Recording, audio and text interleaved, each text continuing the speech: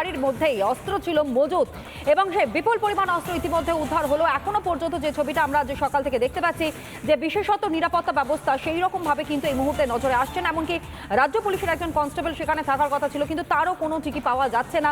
অর্থাৎ কাউকে এই মুহূর্তে সেখানে উপস্থিত থাকতে দেখা যাচ্ছে না এবং কোন পথে এই অস্ত্র সরবরাহ করা হতো, আমদানি হতো এবং রপ্তানি করা হতো সেটাও কার্যত একেবারে স্পষ্ট হচ্ছে। এবং সেই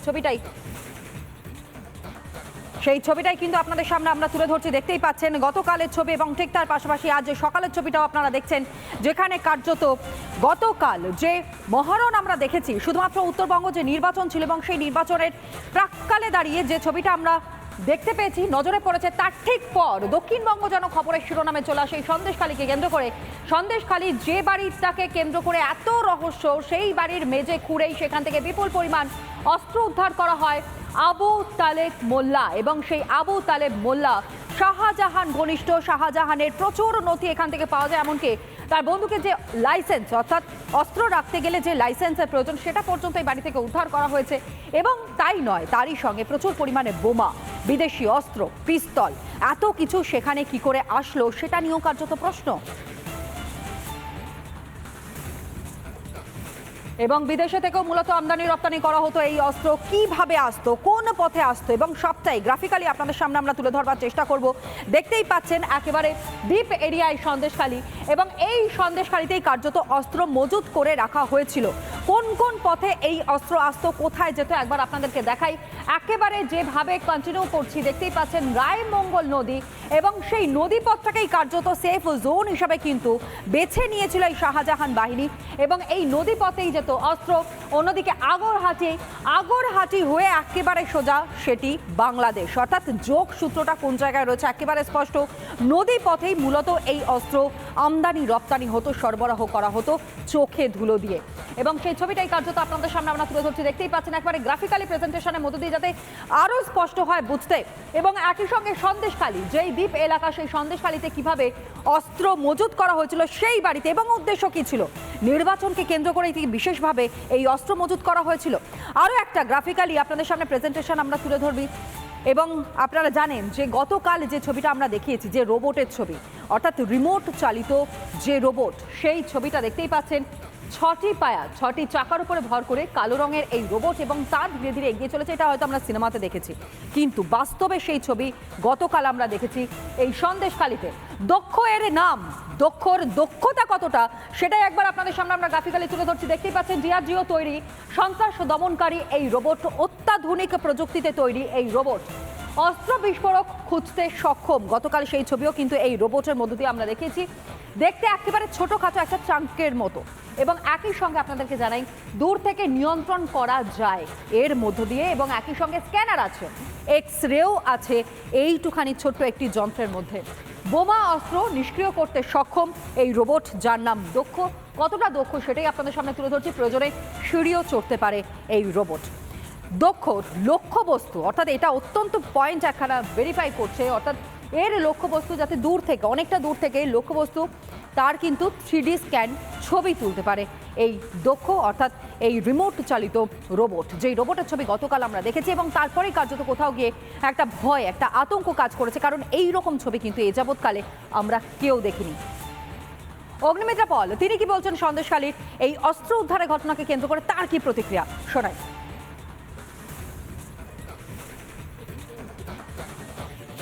কেন মুখ্যমন্ত্রী শেখ শাহজাহানের পাশে দাঁড়িয়েছেন? কালকে যখন কি বলে এনএসজি এসে আরডিএক্স অত্যাধুনিক আর্মস অ্যামিউনিশন, মুখ্যমন্ত্রী জানতেন না? এত বোম কিসের জন্য মজুত করছিলেন? আর এই কারণের জন্যই কি ইডি সিবিআইকে ঢুকতে দিচ্ছিলেন না? সত্যিটা বেরিয়ে আসবে। এগুলো হচ্ছে মুখ্যমন্ত্রীর নির্দেশে হয়েছে, যাতে সামনের লোকসভাতে এই বোমবাজি করে মানুষকে ভয় দেখিয়ে উনি এটা করতে পারে, ইলেকশন করে। ভোটের দিন সন্দেশখালীতে সিবিআই এবং এনএসজির তল্লাশি, নির্বাচন কমিশনের অভিযোগ তৃণমূলের। ভোটের মধ্যে তৃণমূলের ভাবমূর্তি নষ্ট করার চেষ্টা, চিঠিতে কমিশনকে নালিশ তৃণমূলের।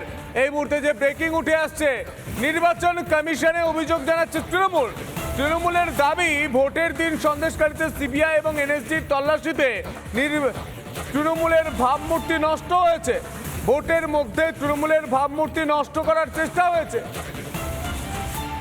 অভিযোগ করছে তৃণমূল। আর এই বিষয় নিয়ে আমরা কথা বলেছিলাম বিজেপি নেত্রী অগ্নিমিতা পলের সঙ্গে, তিনি ঠিক কি বলছেন শুনবো।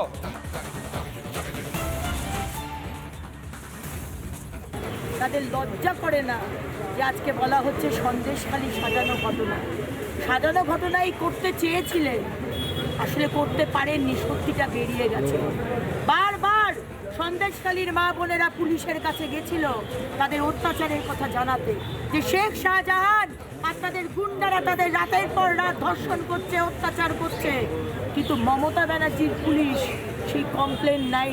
তাই এটাই বলার যে আজকে দুদিন আগে ফার্স্ট এফআইআর হয়েছে, সিবিআই তদন্ত হচ্ছে এবং এটাই প্রমাণ হয়ে যায় যে সন্দেশখালী শুধু সন্দেশখালীতে নয়, সারা পশ্চিমবঙ্গের সন্দেশখালী।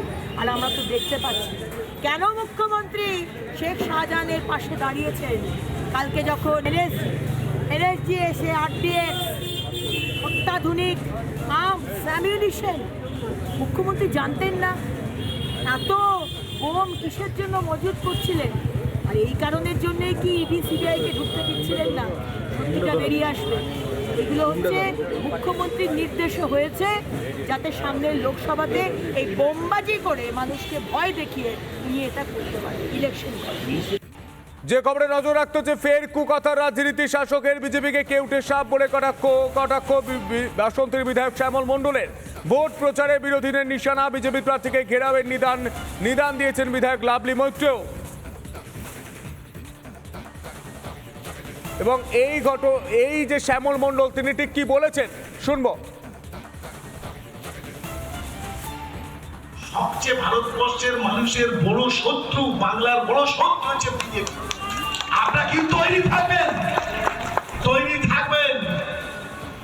ঘরের বাড়ির বাস্তুর কাছে যদি বিজেপি আসে, জানবেন যাতে কেউটে সাপ আসছে। কেউটে সাপ সঙ্গে সঙ্গে লাঠি সঙ্গে লাভ করবে, সেই কেউটে সাপটাকে তাড়া করে বাঁচতে নদীতে ফেলে দেবে। পারো তো? আর এই বক্তব্য রাখার পর শ্যামল মণ্ডলকে প্রশ্ন করা হয় যে কেন তিনি এই কথা বলছেন, তখন শ্যামল মণ্ডল কি বলেছেন শুনবো। এখন তো এটাই সবচেয়ে বড় ওষুধ হচ্ছে বিজেপির বিরুদ্ধে। কারণ ওরা যেভাবে সারা ভারতবর্ষে ধর্মের নাম করে যেভাবে সাম্প্রদায়িকতার বিষ ছড়াচ্ছে, সেজন্যই কিন্তু আমি বলেছি যে আমাদের পশ্চিমবাংলার বিভিন্ন প্রান্তে, ভারতবর্ষের বিভিন্ন প্রান্তে যেখানে যেখানে ওরা যাবে মানুষের কাছে, কারোর বাস্তু ভিটের কাছে, রাস্তায় ওদের বিরুদ্ধে প্রতিবাদ করবার জন্যে কেউটে সাপ হিসেবে ওদেরকে লাঠি দিয়ে পিঠে তাড়া করতে হবে, কেউটে সাপের মতো ওদের জব্দ করতে। শুধু শ্যামল মণ্ডল নয়, মঞ্চে দাঁড়িয়ে লাভলি মৈত্র তিনিও বক্তব্য রেখেছেন, বিজেপি প্রার্থীকে ঘেরাওয়ের নিদান দিয়েছেন তিনি। কি বলেছেন তিনি শুনবো। আজকে আবাস যোজনার টাকা কারা আটকে রেখেছে? বিজেপি আটকে রেখেছে, কেন্দ্রীয় সরকার। কে দেবে আপনাদের? মমতা বন্দ্যোপাধ্যায় দেবে। আজকে লক্ষ্মীর ভান্ডার, এত মায়েরা এখানে উপস্থিত আছে, পাচ্ছেন তো? কি মায়েরা একটু জোরে শুনি, হাত তুলুন। লক্ষ্মীর ভান্ডারের টাকা দ্বিগুণ হয়েছে তো? খুশি তো মায়েরা? তাহলে লক্ষ্মীর ভান্ডারকে যদি আগামী দিনে রাখতে চান, বিজেপির ভান্ডারকে উপড়ে দিন বাংলা থেকে, তবেই লক্ষ্মীর ভান্ডারের জয় জয়কার হবে। আর মা লক্ষ্মীরা পারবে, আমার মায়েরা পারবে, কারণ মায়েরা সর্বশক্তিমান। মায়েদের শক্তিতেই আমরা এগিয়ে চলেছি, তাই তো? আর এই ঘটনা নিয়ে আমরা কথা বলেছিলাম বিজেপি নেতা দিলীপ ঘোষের সঙ্গে। দিলীপ ঘোষ তিনি ঠিক কি বলছেন শুনবো। বাসন্তী বিধায়ককে জেলে ঢোকানো উচিত। ও এসটি নয়, কিন্তু এসটি সার্টিফিকেট জাল করে আর এমএলএ হয়েছে। কুর্মীরা পশ্চিমবাংলার এসটি নয়, ও একদিন কুর্মী হয় কি করে এসটি হয়েছে? আগে ওর কোমরে দড়ি বাঁধা উচিত। আর সময় আসছে, সেটা আমরা করবো। ঘেরাও করে দেখুক, হিসাব হবে।